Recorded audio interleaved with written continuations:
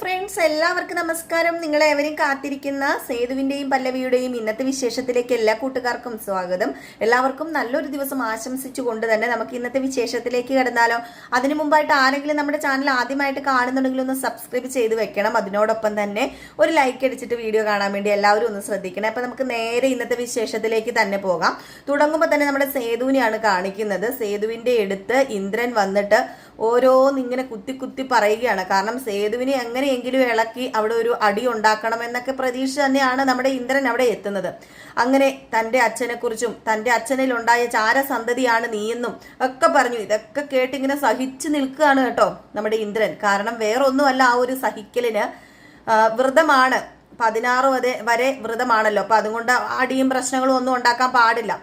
അപ്പൊ നമ്മുടെ സേതു പറയുന്നുണ്ട്, ഇന്ദ്ര നീ ഇപ്പൊ പൊക്കോ, നീ ഇപ്പൊ ഇവിടെ നിന്നാൽ ശരിയാവില്ല. കാരണം ഞാൻ വ്രതം നോക്കി ഇരിക്കുകയാണ്. അപ്പൊ അതുകൊണ്ടാണ് എനിക്ക് നിന്നെ ഒന്നും ചെയ്യാൻ പറ്റാത്തത്. അതുകൊണ്ട് നീ എന്റെ കൺമുമ്പിൽ നിന്ന് പോകാൻ പറയുമ്പോൾ എന്തിനാ നീ വ്രതം നോക്കുന്നത്? പല്ലവീനെ കിട്ടാനാണോ? ഓഹോ, പല്ലവീനെ കിട്ടാൻ വേണ്ടി, ഭാര്യയായിട്ട് കിട്ടാൻ വേണ്ടി ആയിരിക്കും അല്ലേ നീ വ്രതം നോക്കുന്നതെന്നൊക്കെ പറഞ്ഞിട്ടും നമ്മുടെ സേതു ഒന്നും കുലുങ്ങുന്നില്ല കേട്ടോ. സേതു പോവുകയാണെങ്കിൽ ഒഴിഞ്ഞു പോട്ടെന്നും പറഞ്ഞ് പരമാവധി കടിച്ചു പിടിച്ച് നിൽക്കുകയാണ്. അപ്പൊ നമ്മുടെ ഹരി കൂടെയുണ്ട്, മിത്രേട്ടനും കൂടെയുണ്ട്. അപ്പൊ ഇവരൊക്കെ കൂടെ ഉണ്ടല്ലോ. അപ്പം അതുകൊണ്ട് തന്നെ നമ്മുടെ ഇന്ദ്രന് വലിയ പേടിയൊന്നുമില്ല. ഇന്ദ്രനൊരു അടി അവിടെ സൃഷ്ടിക്കാൻ വേണ്ടി വന്നതാണല്ലോ. അപ്പൊ പേടിക്കേണ്ട കാര്യമില്ലല്ലോ ഇന്ദ്രന്. അങ്ങനെ നമ്മുടെ സേതു പറഞ്ഞു, നീ പോ നീ ഇനി എന്തെങ്കിലും പറഞ്ഞു കഴിഞ്ഞിട്ടുണ്ടെങ്കിൽ എനിക്ക് എന്റെ വ്രതം തെറ്റിക്കേണ്ട വരും എന്ന് പറഞ്ഞപ്പോൾ, എന്നാ പിന്നെ നിന്റെ വ്രതം ഒന്ന് തെറ്റിക്കുന്ന എനിക്ക് കാണണമല്ലോ, അല്ലെങ്കിൽ പിന്നെ വ്രതം ഒന്നും എടുത്തിട്ടൊരു കാര്യമില്ല. അല്ല, നീ എന്തിനാ വ്രതം എടുക്കുന്നത്? നീ ചാരസന്തതിയല്ലേ, ചാരസന്തതി ബലി ഇടാൻ നിന്ന് കഴിഞ്ഞിട്ടുണ്ടെങ്കിൽ കാക്ക വന്ന് കൊത്തുവോ എന്നൊക്കെ ഇങ്ങനെ ചോദിക്കുക. കാരണം ഇതൊക്കെ കേൾക്കുമ്പോഴത്തേക്കും ഉണ്ടാകുന്ന ഒരു മാനസികാവസ്ഥ എന്ന് പറഞ്ഞാൽ പരമാവധി ക്ഷമിച്ചും സഹിച്ചുമാണ് അവിടെ സേതു നിന്നത്. ലാസ്റ്റ് നമ്മുടെ സേതു, ദേ ഇന്ദ്ര നീ ഇനി ഒരു വാക്ക് പറഞ്ഞാലുണ്ടല്ലോ എന്ന് പറഞ്ഞപ്പം നമ്മുടെ സേതുവിന്റെ അമ്മേനെ പിടിച്ചു പറയാൻ തുടങ്ങി. നിന്റെ അമ്മ പിഴച്ചവളാ, നിന്റെ അമ്മയ്ക്ക് നിന്റെ അമ്മ പിഴച്ചു പെറ്റുണ്ടായതല്ലേ നീ എന്നുള്ള രീതിയിൽ സംസാരിച്ചു. ഇതുകൂടെ കേട്ടപ്പോഴത്തേക്ക് സഹിക്കാൻ കഴിഞ്ഞില്ല. ഇതുകൂടെ കേട്ടപ്പോഴത്തേക്കും അങ്ങ് നേരെ അങ്ങ് ചെന്ന് കഴിഞ്ഞപ്പോഴത്തേക്കും നമ്മുടെ ഇന്ദ്രൻ സേതുവിനിട്ട് ഒരു തട്ട് കൊടുത്തു. ഒന്ന് പിടിച്ചിങ്ങനെ ഉന്തി, നീ ബലി ഇടുന്നത് മുറിഞ്ഞ കൈയും കൊണ്ടായിരിക്കും, നീ ഈ ഒടിഞ്ഞ കൈയും കൊണ്ടേ ബലി ഇടത്തുള്ളൂ, നീ എന്നെ തല്ലിയിട്ടുണ്ടെങ്കിൽ നിന്റെ കൈ തല്ലി ഒടിക്കൂടാന്നാണ് ഇന്ദ്രൻ പറഞ്ഞത്. ഏതായാലും ഇന്ദ്രൻ പറഞ്ഞതുപോലെ തന്നെ നമ്മുടെ സേതുവിനെ ഉന്തി വിട്ടപ്പം ഒരു ആണിയിൽ കയറി സേതുവിന്റെ കൈ കൊണ്ടു. അങ്ങനെ കൈ അങ്ങ് മുറിയാണ് കേട്ടോ.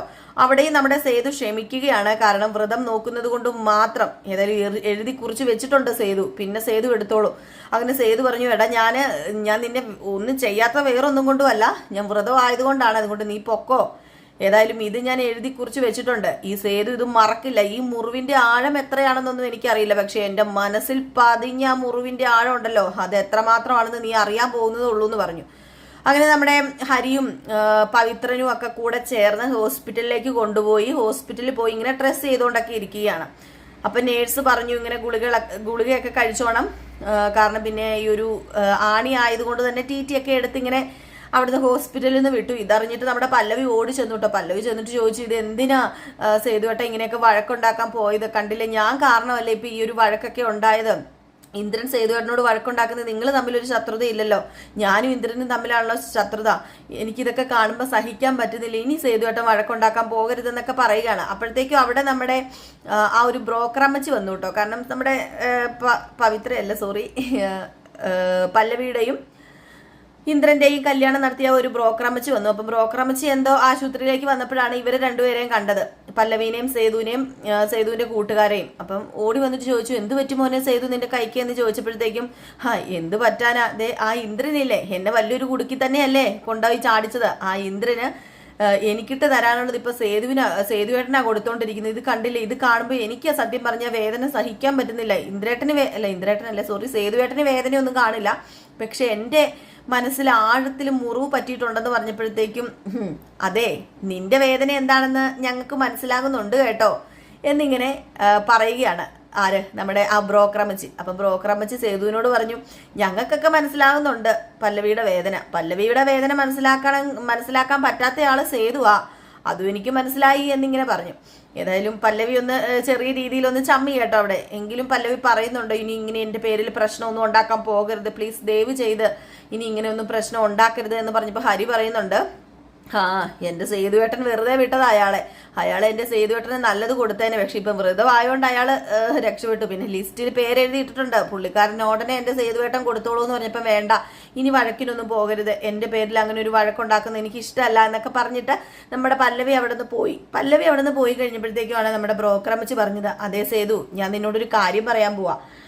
നീ എന്നെ വഴക്കൊന്നും പറയരുത്. ഈ പല്ലവി കൊച്ചുണ്ടല്ലോ ഒരു പാവ, അവളുടെ ജീവിതം ഞാനായിട്ട് തന്നെയാണ് നശിപ്പിച്ചതെന്ന് എനിക്ക് ഇടയ്ക്ക് തോന്നാറുണ്ട്. എന്ത് ചെയ്യാനാ, ഒരു അബദ്ധം പറ്റിപ്പോയി എന്ന് പറയുമ്പോൾ അത് നിങ്ങളായിട്ട് നശിപ്പിച്ചു ഒന്നുമല്ല, ചിലവർക്ക് വിധിയുണ്ട്. ആ വിധി ഏതായാലും ആർക്കും എഴുതി തിരുത്താനൊന്നും പറ്റില്ലല്ലോ.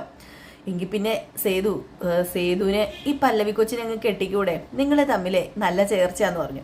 ഇത് പറഞ്ഞപ്പോഴത്തേക്ക് നമ്മുടെ സേതു ഒന്ന് നോക്കിയിട്ടോ. അപ്പോഴത്തേക്ക് നമ്മുടെ ബ്രോക്കർ അമ്മച്ചി, അതെ എനിക്ക് ഷുഗറും പ്രഷറൊക്കെ നോക്കാനുണ്ട്, ഞാൻ പെട്ടെന്ന് പോട്ടെ എന്ന് പറഞ്ഞ് അവിടെ നിന്ന് തടി തപ്പിട്ടോ. കാരണം അവിടെ നിന്ന് കഴിഞ്ഞിട്ടുണ്ടെങ്കിൽ നമ്മുടെ സേതുവിന്റെ വായിലിരിക്കുന്നത് നല്ലതുപോലെ കേൾക്കും എന്നറിയാം. അപ്പൊ അങ്ങനെ പോവുകയാണ്. നമ്മുടെ ബ്രോക്കർ അമ്മച്ചിയും പോയി, സേതുവും പോയി കേട്ടോ. പിന്നെ കാണിക്കുന്ന സീൻ എന്ന് പറഞ്ഞിട്ടുണ്ടെങ്കിൽ എല്ലാവരും പൊന്നുമടത്തിൽ ഭക്ഷണം കഴിച്ചുകൊണ്ടിരിക്കുകയാണ്. നമ്മുടെ അവന്തികയുണ്ട്, ഋതികയുണ്ട്, സ്വാതിയുണ്ട്, അതുപോലെ പിന്നെ നമ്മുടെ പൂർണിമയുണ്ട്. അപ്പൊ ഇവര് ഭക്ഷണം കഴിച്ചുകൊണ്ടിരിക്കുന്നു. പൂർണിമയ്ക്കൊന്നും അങ്ങോട്ട് ഇറങ്ങുന്നില്ല. സേതുവിന്റെ അല്ല മാധവന്റെ കാര്യം ഇങ്ങനെ ആലോചിക്കുമ്പോഴത്തേക്കും പൂർണിമയ്ക്ക് ഒന്നും കഴിക്കാൻ പറ്റുന്നില്ല. അപ്പോഴത്തേക്കുമാണ് വേലക്കാരി പറഞ്ഞത്, എന്താ ചേച്ചി ഇങ്ങനെ ഇരിക്കുന്നത്, ചേച്ചി എന്തെങ്കിലും ഭക്ഷണം കഴിക്കുക എന്ന് പറഞ്ഞപ്പോഴത്തേക്കും എനിക്ക് തീരെ വിശപ്പില്ല എന്നും പറഞ്ഞ് എണീറ്റ് അങ്ങ് മാറിപ്പോയി കഴിഞ്ഞപ്പോഴത്തേക്കുമാണ് അവിടെ സേതു വരുന്നത്. അപ്പൊ സേതുവിന്റെ കയ്യിൽ ഒരു കെട്ടൊക്കെ കെട്ടി വരുന്നു. സേതു വന്ന് നോക്കുമ്പോൾ ഇവരിരുന്ന് ഭക്ഷണം കഴിക്കുക. സേതുവിന് പിടിച്ചില്ല. സേതു നേരെ അങ്ങ് വെറുതെ എന്തിനാ ഇനി അവരുടെ മുമ്പിലേക്ക് ചെല്ലുന്നതെന്ന് പറഞ്ഞ് അങ്ങ് പുറത്തേക്ക് അങ്ങ് ഇറങ്ങിപ്പോയി. അപ്പോഴത്തേക്ക് നമ്മുടെ ഋതിക പറഞ്ഞു, പൊന്നുമോന്റെ കയ്യിൽ ഒരു കെട്ടുണ്ടല്ലോ, അച്ഛന്റെ പൊന്നുമോൻ എവിടെയെങ്കിലും പോയി തല്ലുണ്ടാക്കിയിട്ട് വന്നതായിരിക്കും. അപ്പൊ സ്വാതിയും പറഞ്ഞു, അതെ അതെ അതെ, ഇനി ഈ വീട്ടിൽ പോലീസ് കയറി ഇറങ്ങാൻ മാത്രമേ ഉള്ളൂ, ഇനി പോലീസും കൂടെ കയറി ഇറങ്ങുമ്പോൾ അമ്മയ്ക്ക് സമാധാനം ആവൂലോ, അതിനെയൊക്കെ വലിച്ചെറിഞ്ഞ് പള്ളയെ കളയേണ്ട സമയം കഴിഞ്ഞു. അച്ഛന്റെ എല്ലാ കർമ്മങ്ങളും ചെയ്യാൻ ഞങ്ങൾ 3 പെമ്മക്കളുണ്ട്, അത് മതിയായിരുന്നല്ലോ, എന്നിട്ട് വിളിച്ചു കയറ്റിയേക്കുക അച്ഛന്റെ പൊന്നാര മോനാണെന്നും പറഞ്ഞുകൊണ്ട്. അപ്പൊ നമ്മുടെ പൂർണിമ വന്നിട്ട് പറഞ്ഞു, ഋതിക, നീ പറയുന്നത് കുറച്ച് കൂടുന്നുണ്ട്. ഋതു, ഞാൻ പറഞ്ഞേക്കാം, അത് നിങ്ങളുടെ വല്യേട്ടന് കൊടുക്കേണ്ട സ്ഥാനം അത് എപ്പോഴാണെങ്കിലും വല്യേട്ടന് തന്നെ കൊടുക്കണം. അല്ലാതെ നീ ഇനി ഈ വക കാര്യങ്ങൾ സംസാരിച്ചാലുണ്ടല്ലോ സ്വാതി നിന്നോടുകൂടിയാ പറയുന്നതെന്ന് പറഞ്ഞു. അപ്പോഴത്തേക്കും ആണെങ്കിൽ നമ്മുടെ മൂത്ത മോളുണ്ടല്ലോ അവന്തിക പറഞ്ഞു, അതെ ഞാനൊരു കാര്യം പറയട്ടെ, എന്തിനാ വെറുതെ ഏട്ടനെ ദ്രോഹിക്കുന്നത് നിങ്ങള്? ഏട്ടന് ഇപ്പം വല്ല വണ്ടിയിൽ നിന്ന് വല്ല മറിഞ്ഞു വീണിട്ട് വന്നതാണെങ്കിലോ? അല്ല, ഇനിയിപ്പം നിങ്ങൾ പറയുന്നത് പോലെ ഏട്ടൻ തല്ലുണ്ടാക്കിയിട്ട് തന്നെ വരാൻ അങ്ങനെ വരണമെന്നുണ്ടോ? അതുമല്ല, നമ്മൾ പരിഗണിക്കേണ്ടവരെ പരിഗണിക്കണം, അല്ലാതെ അവഗണിക്കുമല്ല ചെയ്യേണ്ടത് എന്ന് അവന്തിക പറഞ്ഞു കേട്ടോ. ഏതായാലും ഇതേ സമയം നമ്മുടെ പൂർണിമ വേലക്കാരിയോട് ചെന്ന് പറഞ്ഞു, അതെ ഞങ്ങൾ ആരെങ്കിലും വിളിച്ചു കഴിഞ്ഞിട്ടുണ്ടെങ്കിൽ സേതു വരില്ല, ഒരു കാര്യം ചെയ്യാൻ നീ പോയി വിളിക്കാൻ പറഞ്ഞു. അങ്ങനെ വേലക്കാരി പോയി വിളിക്കാൻ വേണ്ടി ചെന്നപ്പോഴത്തേക്കും സേതു നമ്മുടെ മാധവന്റെ റൂമിലാണല്ലോ ഉള്ളത്. അപ്പൊ ഇങ്ങനെ ജനലിൽ ഇങ്ങനെ നോക്കി താഴേക്ക് നിൽക്കുന്നത് കണ്ടപ്പോഴത്തേക്കും ഈ ചേച്ചിക്ക് പെട്ടെന്ന് നമ്മുടെ മാധവൻ നിൽക്കുന്ന പോലെ തോന്നുകയാണ്. അപ്പൊ അടുത്ത് വന്നിട്ട് പറഞ്ഞു, അതേ സേതു, ഇപ്പൊ കണ്ടു കഴിഞ്ഞിട്ടുണ്ടെങ്കിൽ മാധവൻ സാർ നിൽക്കുന്ന പോലെ തന്നെയുണ്ട്. മാധവൻ സാർ എന്നും ഈ മുറിയിൽ ഇങ്ങനെ വന്ന് നിൽക്കായിരുന്നു, ഇത് കാണുമ്പോഴുണ്ടല്ലോ മാധവൻ സാർ ഈ റൂമിൽ ഉള്ളതുപോലെ എനിക്ക് തോന്നുക എന്ന് പറഞ്ഞപ്പോഴത്തേക്കും, അല്ല എന്തിനാ ഇപ്പൊ ഇങ്ങോട്ടേക്ക് വന്നത്, ഇത് പറയാനാണോ? ഇത് പറയാനൊന്നും അല്ല, ഭക്ഷണം എടുത്തു വെച്ചിട്ടുണ്ട്. അല്ല പിന്നെ എന്ത് പറ്റി, കൈക്ക് എന്താ പറ്റിയത്? അത് പിന്നെ ബൈക്കിൽ നിന്ന് ഒന്ന് വീണതാന്ന് പറഞ്ഞു. ബൈക്കിൽ നിന്ന് വീണതാണല്ലേ? അതെ, ഭക്ഷണം എടുത്തു വെച്ചിട്ടുണ്ട്. എനിക്ക് ഭക്ഷണമൊന്നും വേണ്ട ചേച്ചി, ഞാൻ പുറത്തുനിന്ന് കഴിച്ചിട്ടാ വന്നത്. ചേച്ചി ഒരു കാര്യം ചെയ്യോ, എനിക്ക് ഒരു ബോട്ടിൽ കുറച്ച് വെള്ളം എടുത്തുകൊണ്ട് തന്നാൽ മതി, മരുന്ന് കഴിക്കാനാന്ന് പറഞ്ഞപ്പോൾ അതിനെന്താ കൊണ്ട് തരാലോ എന്ന് പറഞ്ഞുകൊണ്ട് ആ ചേച്ചി അവിടെ നിന്ന് പോയി. ആ ചേച്ചി പൂർണിമയുടെ അടുത്ത് നിന്ന് കാര്യങ്ങളൊക്കെ പറയുകയാണ്. പൂർണിമയുടെ അടുത്ത് നിന്ന് പറയുന്ന വേറൊന്നുമല്ല, ഞാൻ ആ റൂമിൽ ചെന്നപ്പോഴത്തേക്കും മാധവൻ സാറുള്ള ആ ഒരു ഫീലിങ്സ് എനിക്ക് തോന്നിയത്. അതേ താടിയും അതേ മുടിയും അതേ നിപ്പും ഒക്കെ തന്നെയാ മാധവൻ സാറിനെ വരച്ചു വെച്ച പോലെ ഉണ്ടെന്ന് പറയാം. ഇതൊക്കെ കേട്ട് കഴിയുമ്പോഴത്തേക്ക് നമ്മുടെ പൂർണിമയ്ക്ക് ചെറിയ സങ്കടമാകുകയാണ്. അപ്പോൾ പൂർണിമ പറഞ്ഞു, എല്ലാ കാര്യവും കണ്ടറിഞ്ഞ് കേട്ടറിഞ്ഞ് നിങ്ങൾ ചെയ്തോണം, ഞങ്ങൾ ചെയ്യുന്ന ഒന്നും ഇഷ്ടപ്പെടില്ല സേതുവിന്. അപ്പോൾ സേതുവിന് വേണ്ടത് എന്താ വേണ്ടാത്തത് എന്നാന്നൊക്കെ നോക്കി അറിഞ്ഞ് ചെയ്തോണം എന്ന് പറഞ്ഞു കേട്ടോ. അപ്പോൾ ആയിക്കോട്ടെ ഞാൻ ചെയ്തോളാന്ന് പറഞ്ഞ് ആ ചേച്ചി അങ്ങ് പോയി. പിന്നെ പൂർണിമ ഇങ്ങനെ വിഷമത്തോടു കൂടി തന്നെ ഇങ്ങനെ നോക്കി നിൽക്കുകയാണ്. പിന്നെ നമ്മുടെ സേതുവിനെ ആട്ടോ കാണിക്കുന്നത്. സേതു ഇങ്ങനെ കിടന്നുറങ്ങുമ്പോൾ തൊട്ടടുത്ത് നമ്മുടെ മാധവൻ വന്ന് നിന്ന് കയ്യിൽ ഇങ്ങനെ തലോടുകയാണ്. മോനെ, എനിക്ക് ഒരുപാട് സന്തോഷമായി, ഞാൻ ഒരുപാട് ആഗ്രഹിച്ചതാണ് നീ ഈ പൊന്നുമടത്തിൽ കയറണമെന്ന്. ഏതായാലും എല്ലാ വാശിയും ദേഷ്യമൊക്കെ മറന്നു മോൻ ഈ പൊന്നുമടത്തിൽ കയറിയല്ലോ. ഇനി എൻ്റെ 3 മക്കളെ, നിന്റെ അനിയത്തിമാരെ നീ പൊന്നു പോലെ നോക്കണം, നീ എന്നും ഇവിടെ കാണണം എന്നൊക്കെ പറഞ്ഞ് മോൻ്റെ വേദനയുണ്ടോ കൈക്കെന്നൊക്കെ പറഞ്ഞ് ഇങ്ങനെ തിരുമ്മി കൊടുക്കുക. പെട്ടെന്ന് നമ്മുടെ സേതു ചാടി എണീറ്റ് എൻ്റെ ദൈവമേ പ്രേതം എന്ന് പറഞ്ഞ് അവിടെ നിന്ന് നേരെ ഓടി ഹോളിലേക്ക് ചെന്നു. ഹോളിലേക്ക് ചെന്നപ്പോഴത്തേക്കും വെളിയിൽ ജനലിൻ്റെ അവിടെ ആരോ അങ്ങോട്ടും ഇങ്ങോട്ടും നടക്കുക. ഇതുകൂടെ കണ്ടു കഴിഞ്ഞപ്പോഴത്തേക്കും ഒന്നും കൂടെ പേടിയായി. എൻ്റെ ഈശ്വര, പേടിച്ചിട്ട് അകത്തിരിക്കാനും പറ്റുന്നില്ല, വെളിയിൽ പോകാനും പറ്റാത്ത ഒരു അവസ്ഥയാണല്ലോ എന്നും പറഞ്ഞ് നമ്മുടെ സേതു. അപ്പോഴാണ് അവന്തിക പുറത്തു നിന്ന് വന്നത്. അവന്തിക പുറത്തു നിന്ന് കയറി വന്നപ്പോഴത്തേക്കും, ആഹാ നീ ആയിരുന്നോ ഈ പാതിരാത്രി മിറ്റത്തൂടെ നടക്കുന്നത്? നിനക്ക് എന്താണ് ഈ പാതിരാത്രി? നിനക്ക് എന്താ വല്ല ഭ്രാന്ത് കൊണ്ടോ എന്ന് ചോദിച്ചപ്പം, അത് പിന്നെ ഞാൻ വേറൊന്നുമല്ല, സന്ദീപേട്ടൻ വിളിച്ചോണ്ട്. ഏത് സന്ദീപേട്ടൻ? എന്നെ കല്യാണം കഴിക്കാൻ പോകുന്ന എൻ്റെ ഏട്ടൻ. ഓ, ഈ പാതിരാത്രി നിനക്ക് വിളിക്കാൻ പറ്റത്തുള്ളോ? അതെ, അതെന്താ സന്ദീപേട്ടനെ ഞാൻ വിളിച്ചെന്ന് പറഞ്ഞുകൊണ്ട്? ഏട്ടന് പല്ലവിയേച്ചിനെ വിളിക്കാലോ. പല്ലവീനെ വിളിക്കുന്നത് ഞാൻ പാത്തും പതുങ്ങിയൊന്നും അല്ല, വെട്ടത്ത് വെച്ച് തന്നെയാ. എങ്കിൽ പിന്നെ ആയിക്കോട്ടെ ഏട്ടാ, ഞാൻ നാളെ മുതൽ വെട്ടത്ത് വെച്ച് എന്റെ സന്ദീപേട്ടനെ വിളിച്ചോളാം. എന്നാലും നീ വിളിക്കാതിരിക്കരുത്. കല്യാണത്തിന് മുമ്പുള്ള ഈ വിളിയൊന്നുമേ അത്രയ്ക്ക് ശരിയല്ല. കല്യാണം കഴിഞ്ഞാൽ ഒന്നും പറയാൻ പറ്റത്തില്ലാത്ത അവസ്ഥയിലായി പോകും. കല്യാണം കഴിഞ്ഞിട്ടുണ്ടെങ്കിൽ പിന്നെ എന്തെങ്കിലും പറയാൻ ബാക്കി വെക്കണ്ടേ? അതുകൊണ്ട് ഒത്തിരി വിളിയൊന്നും വേണ്ട, നിർത്തിക്കോ എന്നൊക്കെ പറഞ്ഞു. അവന്തിക ആയിക്കോട്ടെ എന്ന് പറഞ്ഞ അവന്തിക അങ്ങ് പോയിട്ടോ. അവന്തിക അങ്ങ് പോയിട്ട് തിരിച്ചു വന്നിട്ട്, അതെ ഞാനൊരു കാര്യം ചോദിക്കട്ടെ സേതുവേട്ടാ, ഈ പല്ലവി ചേച്ചിയും സേതുവേട്ടനും തമ്മിൽ പ്രേമത്തിലാണോ, ലവ് ആണോ നിങ്ങളെന്ന് ചോദിച്ചപ്പോഴത്തേക്കും, എന്താണ് നീ ചോദിച്ചത്?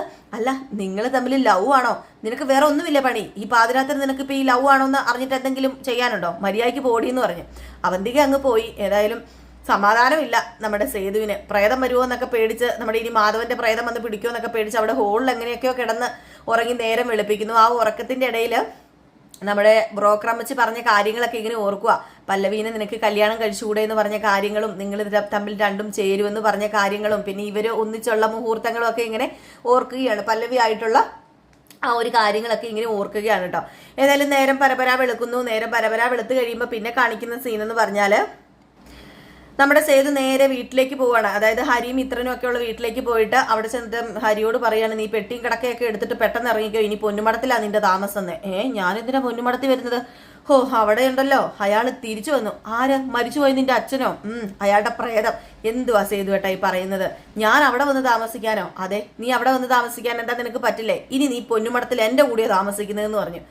അങ്ങനെ ഹരി ഇങ്ങനെ അതിശയിച്ച് നിൽക്കുകയാണ് കേട്ടോ. ഹരി ഇനി പൊന്നുംകുടത്തിൽ വന്ന് എന്താ പറയാ, ഹരി ഇനി അവിടെ വന്ന് കഴിയുമ്പോഴേക്കും ഉണ്ടാകാൻ പോകുന്നതെന്ന് പ്രശ്നം. സേതുവിന് തന്നെ അവിടെ നിൽക്കാൻ പറ്റുന്നില്ല. അപ്പം പിന്നെ ഹരി ആ വീട്ടിൽ ആരുമല്ല. അപ്പൊ ഇനി എന്താ ഉണ്ടാകാൻ പോകുന്നത്? ആ 3 പെണ്ണുങ്ങളിലെ 2 പെണ്ണുങ്ങളുണ്ടല്ലോ, ഋതികയും സ്വാതിയും. നമ്മുടെ ഹരിക്കിട്ട് നല്ല പണിയൊക്കെ കൊടുക്കുന്ന അടിപൊളി സീനുകളൊക്കെ വരുന്നുണ്ട്. പിന്നെ നമ്മുടെ പല്ലവിക്ക് ഒരു കല്യാണാലോചനയൊക്കെ ആയിട്ട് വരുന്നുണ്ട് കേട്ടോ നമ്മുടെ ബ്രോക്കർ അമ്മച്ചി. ഏതായാലും പല്ലവി കല്യാണം കഴിക്കില്ല. പല്ലവി പറയുന്നത്, എനിക്ക് ജോലിയാണ് ഇപ്പം വേണ്ടത്, ആദ്യം ജോലി കിട്ടട്ടെ, അത് കഴിഞ്ഞിട്ട് എന്താണെന്ന് വെച്ചാൽ ഇനി ഞാൻ തീരുമാനിച്ചോളാം എന്ന് പറയണം. അപ്പം നാളത്തെ ഒരു പ്രമോ അങ്ങനെയാണ്, 2 സീൻ കാണിച്ചിട്ടുണ്ട് കേട്ടോ. അപ്പം നാളത്തെ പ്രമോയാണ്. അതെ, നമ്മുടെ ഹരി പൊന്നുമടത്തിൽ എത്തുന്നതും പൊന്നുമടത്തിൽ എത്തിക്കഴിയുമ്പോഴത്തേക്കും ഇവൾമാർ ഇനിയിപ്പോൾ കുശുമ്പ് ഹരിയോട്, ഇനിയിപ്പോൾ ഹരിയുടെ പുറത്ത് കയറാനേ ഇവൾമാർക്ക് നേരം ഉണ്ടാവുകയുള്ളൂ. ഹരിയാണേലോ ഉരുളയ്ക്ക് ഉപ്പേരി എന്ന പോലെ മറുപടി പറയുകയും ചെയ്യും. അപ്പോൾ അവിടെ ചെറിയ വഴക്കൊക്കെ ഉണ്ടാകും. പിന്നെ പല്ലവിയുടെ ഈ ഒരു കല്യാണാലോചനയുമാണ് നാളത്തെ ആ ഒരു സീരിയൽ വന്നിരിക്കുന്നത്. അപ്പോൾ എല്ലാവരും കാത്തിരിക്കുക. എല്ലാവർക്കും വീണ്ടും നല്ലൊരു ദിവസം ആശംസിച്ചുകൊണ്ട് നിർത്തുന്നു. നെക്സ്റ്റ് വീഡിയോ ആയിട്ട് വരാം. അതുവരെ എല്ലാവർക്കും ടാറ്റാ, ബൈ ബൈ.